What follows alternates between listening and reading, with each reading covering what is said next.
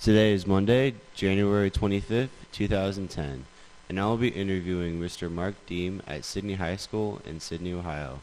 Mr. Deam is 62 years old. He was born on October 18th, 1947. My name is Warner Husky, a junior at Sydney High School, and I will be interviewing Mr. Deam, who served in the Vietnam War from August 15th, 1967 to August 14th, 1969. Mrs. Gleason, a teacher at Sydney High School, will also be present during the interview.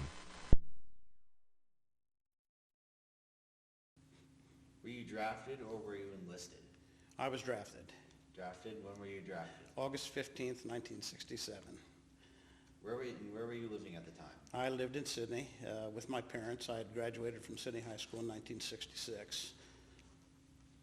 Do you recall your first days in service? Yes, I do. My dad took me down to the Sydney Post Office the morning of the 15th, and there were 5 of us from Shelby County that went into the service that day. And then we went from there by bus down to Miami County and picked up, I don't know, maybe 15 or 20 guys there. And then we went to Cincinnati, flew on a plane to Atlanta, Georgia.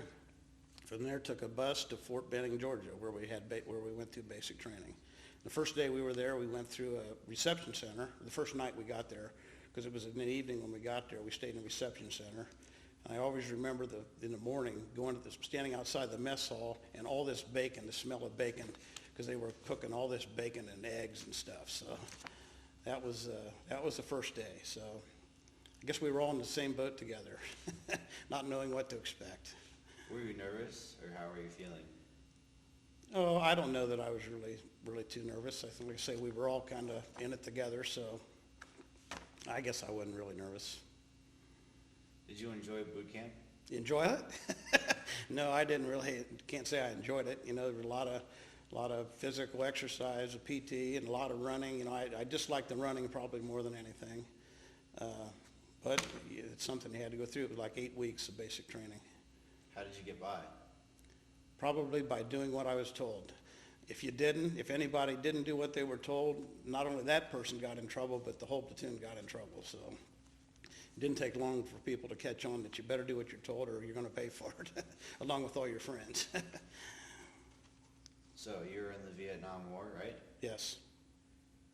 And where exactly did you go? Well, I was assigned to the Americal division, and they were stationed in Chu Lai, South Vietnam, which was probably about 60 or 70 miles south of Da Nang. Do you remember arriving? Yes, I do. We had left. There were 3 plane loads of us that left from Fort Lewis, Washington. McChord Air Force Base, actually, which McChord Air Force Base and Fort Lewis are right beside each other. But we flew on 3 C-141 cargo planes, which did have seats in the plane backwards. And we flew to Hawaii at Hickam Field and stayed there for a few hours. And then we went to Wake Island in the South Pacific, and we were there for a few hours. And then we went to the Clark Air Force Base in the Philippines, and we ended up staying there in barracks overnight. And for about 23 hours we were there. And then the next day we flew directly into Chu Lai, South Vietnam. I remember being so green. You know, this was in February, the beginning part of February, so it was really green and it was hot and humid, as I recall. Oh, wow. What was your first job? Well, I went to infantry training at Fort Polk, Louisiana, so I was in infantry. That was my MOS. My job was infantry. So by the time I got assigned to our company, which was probably about a week after I got there, we were on a fire base, which I never did know what the name of it was. That's where they were when I was taken out by helicopter to join them. We were there for about 3 or 4 days. There was artillery guns there and ammunition, and they were disbanding that hill. They were doing away with it. So we were there just kind of securing the perimeter until they got all those guns and ammunition out of there. And we were getting ready to be picked up by helicopters, and I happened to be standing in front of our second lieutenant, our platoon leader. And there was a radio operator standing right beside him, and they were talking to each other. And the platoon leader said, you know, we need another radio operator. And he looked right at me and he said, you look like a radio operator. So before those helicopters got there, I got rid of my rucksack, got that PRC-25 radio thrown on my back, and away we went. So I ended up carrying a radio for an infantry platoon for 7.5 months. Did you ever see combat? Yes, yes. Yeah, that's what we were. We were an infantry unit, so we saw combat. Not a lot, you know, you see movies sometimes where it's just constantly combat, and it wasn't like that. You know, most of the time we were just, you know, walking from place to place on patrols and, you know, didn't see too much combat at all. But when you got into it with the North Vietnamese Army, I mean, you didn't know they were there until they wanted you to know they were there. And then we were in for it for, you know, maybe a month or so. It was bad during those times. But other than that, you know, it was just a lot of walking and never getting to the rear. We were in the field all the time. Did you see many casualties or deaths? Yeah, saw some. A lot of people were wounded. A lot more people were wounded than were killed. But in the 7.5 months I was in the field, and I've got a record at this, and I'm looking for it here. I think there were like 37 people maybe that were killed in our company in that 7.5 months that I was there. But there were many more that were wounded. At one point, this was after I was wounded, went back to the field. We were down to about 35 guys out of 120 that were either wounded. You know, there were only 35 guys of us that were left that weren't either wounded or killed. Most of them were wounded. So they pulled us out and put us in the rear for a few weeks till we could get some people back. Tell me about some of your memorable experiences. Well, I guess May 9th, 1968, I was wounded that day, so I guess I'll never forget that. That was one of those times we were into it with the NVA. We actually slept with them the night before, and we knew they were close. We didn't really know how close. But another company had kind of fought their way up that hill the day before, and we got dropped off by helicopters near there and then followed them up the hill. And so they kind of secured the rear perimeter the side we came up, and we dug foxholes, you know, for that night. And the next morning then we started the move towards them, and we no sooner started the move and the North Vietnamese were right there.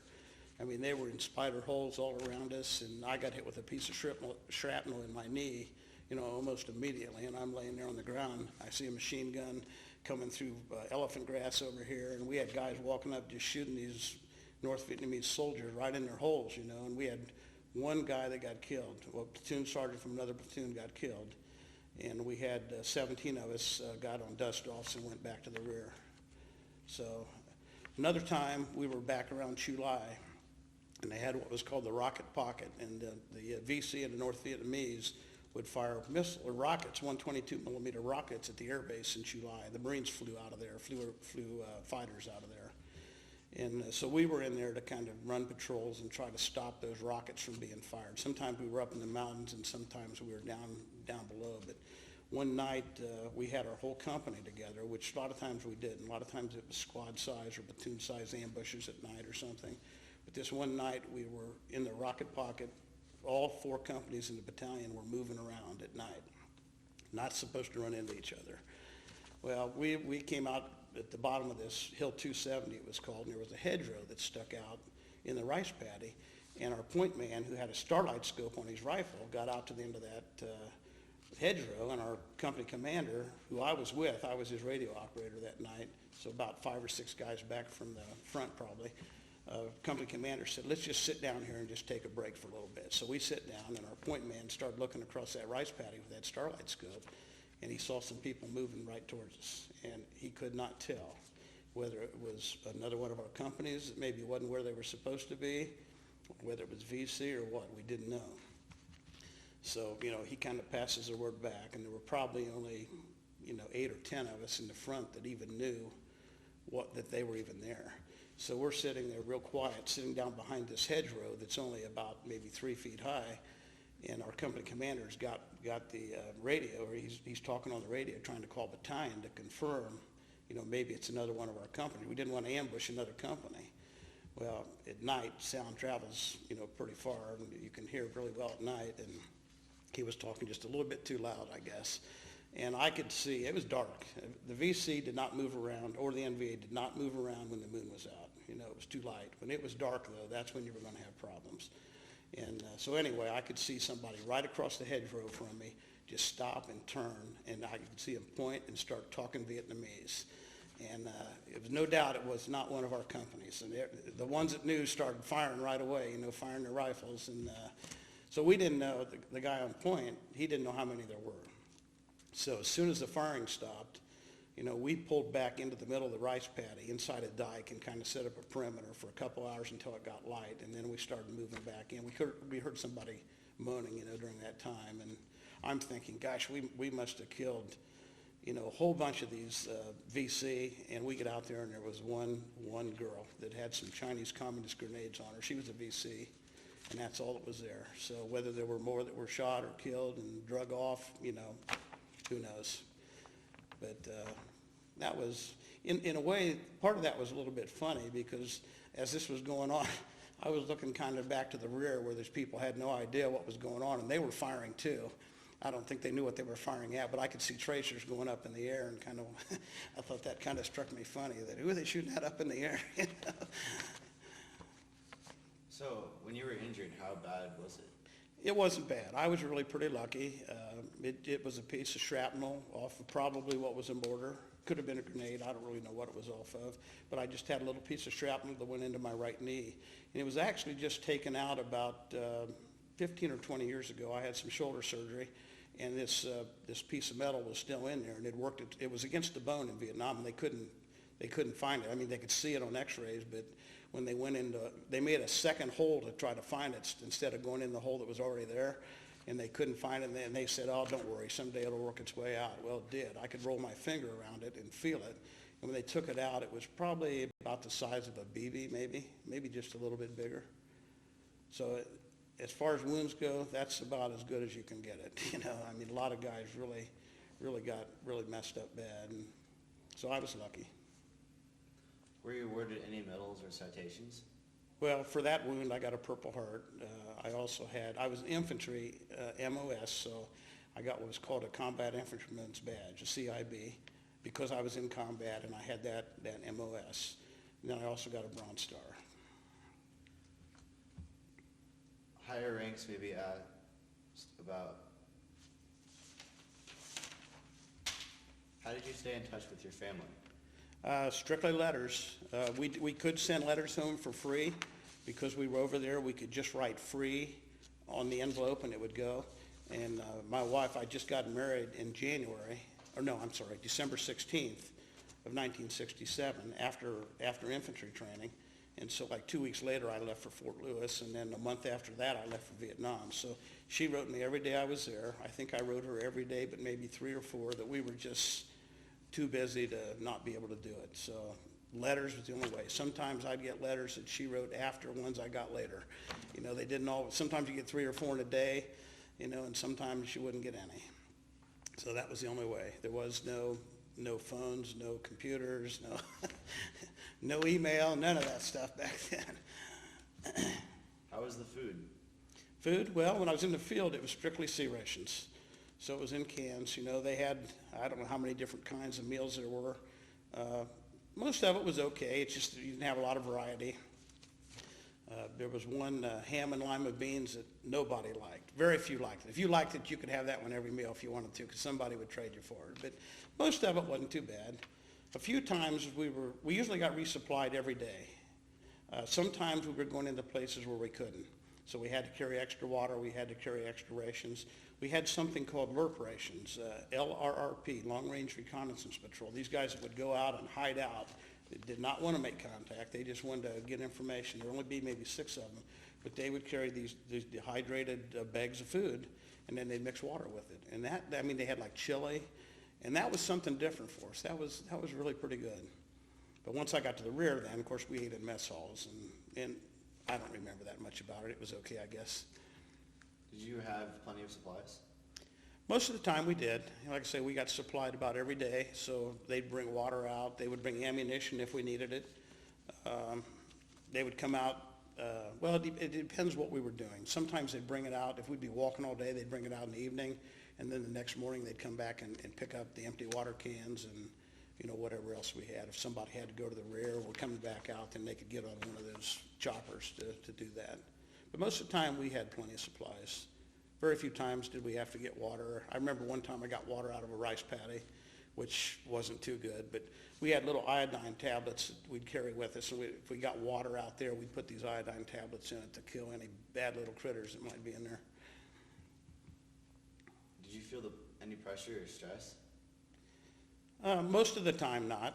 When you got into firefights and things like that, that was somewhat stressful, Somebody shooting back at you wasn't so much fun, but that was probably the only time. The rest of it was okay. Did you have any good luck charms? No, not really. How did you guys entertain yourselves? Well, in the field, we didn't, if you had some downtime out there, like if you get to a place you want to stay that night early enough, some guys would play cards once in a while. I did that a few times when we'd be in the rear on a fire base or something, which wasn't that often. A number of guys had radios. Armed Forces radio would play, songs of the 60s, which was then. But, a number of guys had radios and stuff that they could listen to that too. But there wasn't really much you could do in the field. What did you do when you went on to leave? Well, I guess the only leave I went on was R&R. I went to Hawaii and met my wife.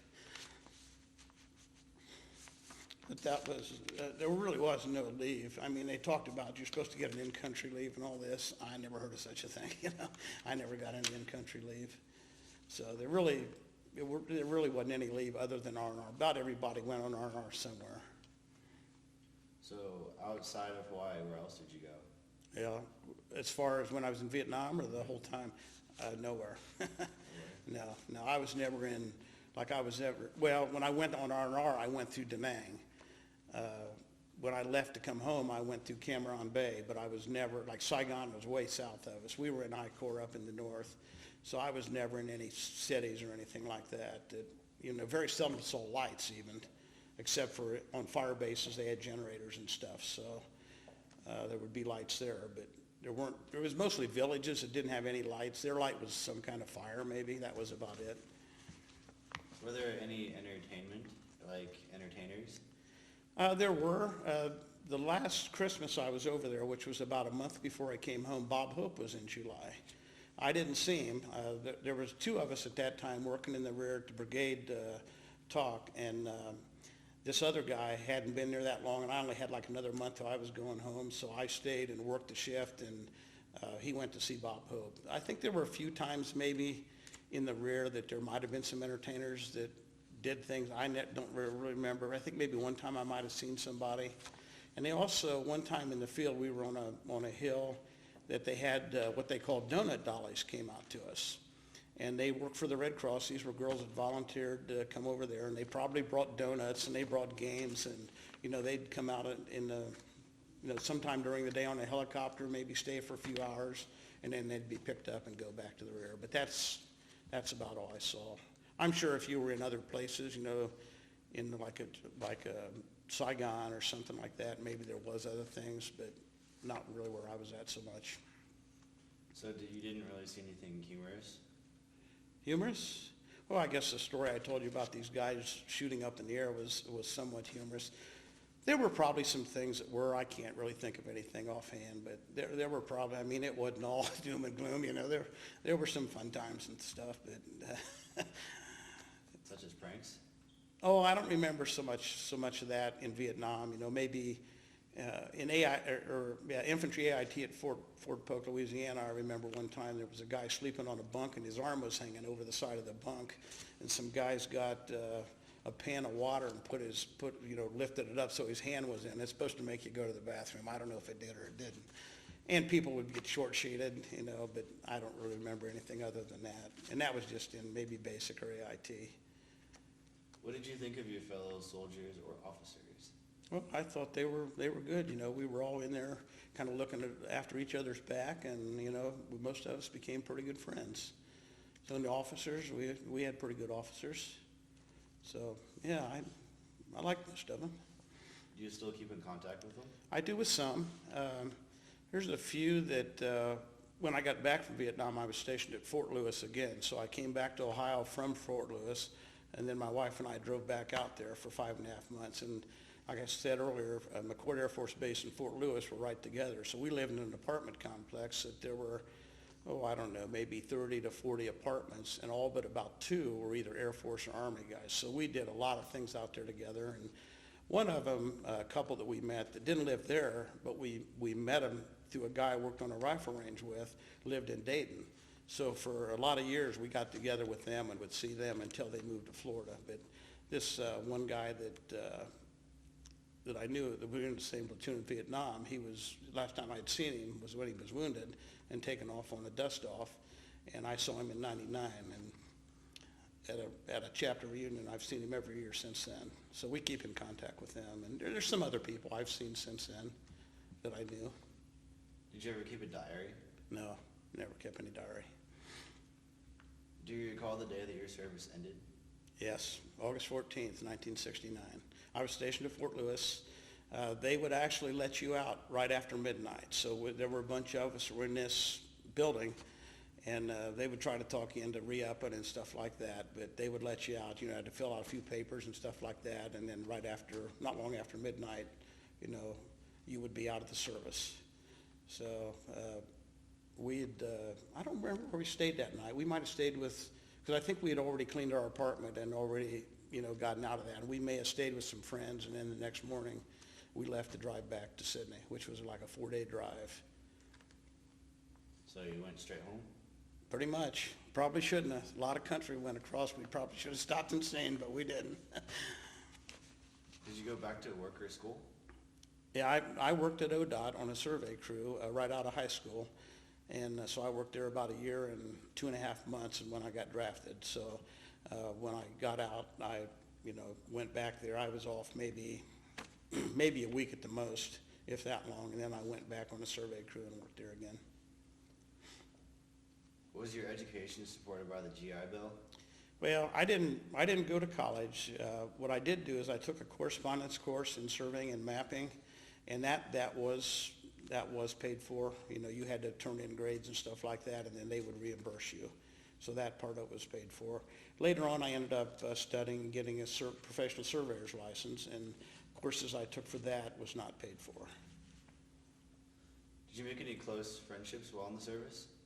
Yeah, as I said earlier, the one guy that, the last time I'd seen him in Vietnam was when he was leaving on the dust-off. I guess we became closer after we met again in 1999. Of course, we met his wife, too, and so we've become close with her.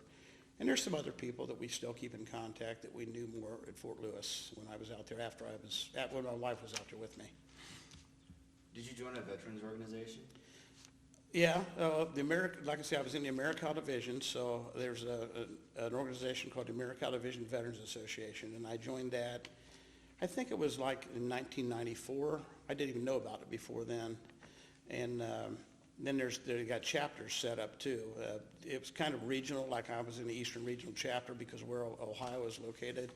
And so I've become very active in that. I'm the treasurer of that chapter at this point. My boss at ODOT at that time, his name was Elwood Young, and he was actually the commander of the Sydney American Legion 2 different years. I think it might have been during World War II. And he paid my dues one year after I was out for a while, I don't know, maybe in the early 70s sometime, and I've paid my dues ever since. So I belong to the Sydney American Legion Post 217. Not really active in it, but I just keep paying my dues every year. Did your military experience influence your thinking? Oh, I'm sure it did. I don't know what I would have thought if I wasn't in there, so I don't know, what the difference would be. But I definitely support the military and the people in the military, and I guess that way, definitely influenced it. Back to the organizations. Do you do, and I know you don't really keep up with it, but what activities do you do? In Your veterans organization. Well, the America Division, like I say, the Legion, I'm really not. I mean, I go out to fish fries and stuff like that, but I really don't go to meetings and things like that. But the America Division, the Eastern Regional Chapter, I'm the treasurer of that, and I go to they have a reunion every year, which I go to. And besides being the treasurer, I also maintain the roster in Access, in the database. So I'm usually involved in every reunion, tracking who's going and what activities they're doing. So every year I seem to be involved in that, plus mailing out dues notices, and there's like over 700 members in that. So when I got to do that, it takes me a couple days to stuff envelopes and all that stuff. So every year I'm doing that. They also have national reunions, And last year we went down to Bossier City, Louisiana, and I saw a guy there that I was in the same platoon with in Vietnam that's from Oklahoma, and I have not seen him since 1968. I contacted him about a year earlier. I found him on the internet, good old internet, and talked to him. And boy, as soon as I heard his voice, there was no question that was him, you know. But so we've gone to, I think, 3 national reunions, and we're probably going to go this year up near Chicago, and our chapter reunion is going to be in Hampton, Virginia in May. So we'll be going to that again this year. How did the military affect your life overall? Oh, gosh, I don't know. How did it affect my life? I guess it's back to what would it have been like had I not been there. I don't know. Don't know how to answer that one. And are there any other things you'd like to talk about? No, I don't think so. Except to say I'm really proud of today's soldiers and, you know, the men and women that are serving, and, you know, they're doing that because they want to, not because they were drafted or something. You know, they're really brave people, and our country owes them a lot. What was your opinion of the president during the Vietnam War? Did you have an opinion of him? I don't think I really knew too much about what was going on at that time. I don't think I knew about the anti-war protests and stuff. And some of that, I was there in '68, so some of that, you know, happened a little bit later on. And we didn't really, I don't know that we really knew what was going on back here that much. You know, every now and then now, I'll see something on TV that was from 1968. I said, I didn't know that. You know? I mean, we just weren't, a few people had radios, but we didn't have TVs, or I think people that were, some places had TV. In fact, when I was in the hospital after I was wounded, they had a TV in there, and we're showing old shows, but I don't really remember seeing newsy stuff so much, and so I didn't really have an opinion, I guess, at that point. Do you remember the radio talk show host, Good Morning Vietnam? No, never heard that. Till the movie came out, I never knew it existed. Shelby County, what was going on in Shelby County when you were drafted? What was going on in Shelby County? Festivals, downtown stores. Well, you know, Montgomery Ward's was downtown at that time, which is now the Shelby County Annex. Ulman's was downtown, which is now the, what furniture store? Furniture Express, I think it is. There were a lot more stores downtown. There were some number of jewelry stores, drug stores, a lot of stores downtown at that time. Now there's not too much down there anymore. I don't know that they had so many festivals back then. You know, probably 4th of July was a bigger thing then than it is now. You know, there was always 4th of July parades back then. Memorial Day was, I don't know that it was much different then than it was now. I was in the band, and I remember marching Memorial Day parade. We always wore uniforms, and sometimes it would be hot. And they always said, don't lock your knees because you might pass out. And Did you ever consider not being drafted, running to Canada? No. They say some No. officers did. No, that was no option. I guess that's it. All right. Thank you. Thank you. Nice to meet you. Nice to meet you.